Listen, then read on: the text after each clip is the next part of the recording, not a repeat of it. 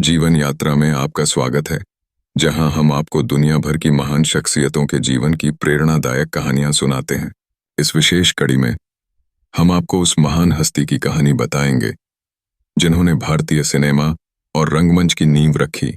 मैं हूं VRD और आज हम बात करेंगे पृथ्वीराज कपूर के जीवन की, जिन्होंने न केवल भारतीय सिनेमा को ऊंचाई पर पहुंचाया बल्कि पूरी दुनिया में अपने अभिनय का लोहा मनवाया।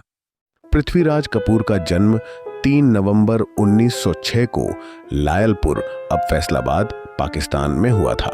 उनके पिता का नाम दीवान बशेश्वरनाथ कपूर था, जो पेशे से एक पुलिस अधिकारी थे। उनकी माता का नाम कृष्णी देवी था। कपूर परिवार एक प्रतिष्ठित पंजाबी हिंदू परिवार से था। पृथ्वीराज की प्रारंभिक शिक्षा लायलपुर और लाहौर में हुई। बचपन से ही पृथ्वीराज को साहित्य और कला के प्रति विशेष आकर्षण था। उन्होंने लाहौर के प्रतिष्ठित कॉलेज से स्नातक की पढ़ाई की। रंगमंच से सिनेमा की ओर पृथ्वीराज कपूर ने अपनी अभिनय यात्रा लाहौर में रंगमंच से शुरू की। कॉलेज के दौरान वे नाटकों में अभिनय करते थे, जिससे उनका अभिनय के प्रति रुझान बढ़ा। 1928 में वे मुंबई, तब बॉम्बे आए और फिल्म इंडस्ट्री में अपनी किस्मत आजमाई। उनके शुरुआती करियर में उन्हें मूक फिल्मों में छोटे मोटे रोल मिले। उनकी पहली बड़ी फिल्म 1931 में आई आलम आरा थी, जो भारत की पहली बोलती फिल्म थी। इसके बाद उन्होंने कई महत्वपूर्ण फिल्मों में काम किया, जैसे विद्यापति 1937 और सिकंदर 1941, जिनसे वे फिल्म इंडस्ट्री में एक सशक्त अभिनेता के रूप में स्थापित हो गए। पृथ्वी थिएटर की स्थापना 1944 में पृथ्वीराज कपूर ने भारतीय रंगमंच के विकास के लिए पृथ्वी थिएटर की स्थापना की। पृथ्वी थिएटर ने देश भर में सामाजिक और राष्ट्रीय मुद्दों पर आधारित नाटकों का मंचन किया, जिसने थिएटर को एक नई पहचान दिलाई। दीवार, पठान और घनश्याम जैसे नाटक पृथ्वी थिएटर के सबसे लोकप्रिय प्रस्तुतियों में से थे। परिवार और योगदान।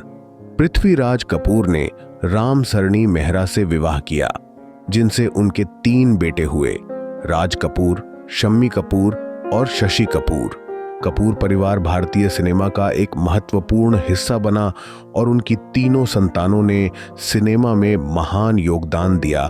पृथ्वीराज कपूर का भारतीय फिल्म और थिएटर में योगदान अमूल्य रहा है और उन्होंने कई नए कलाकारों को आगे बढ़ने का अवसर दिया। सम्मान और अंतिम दिन।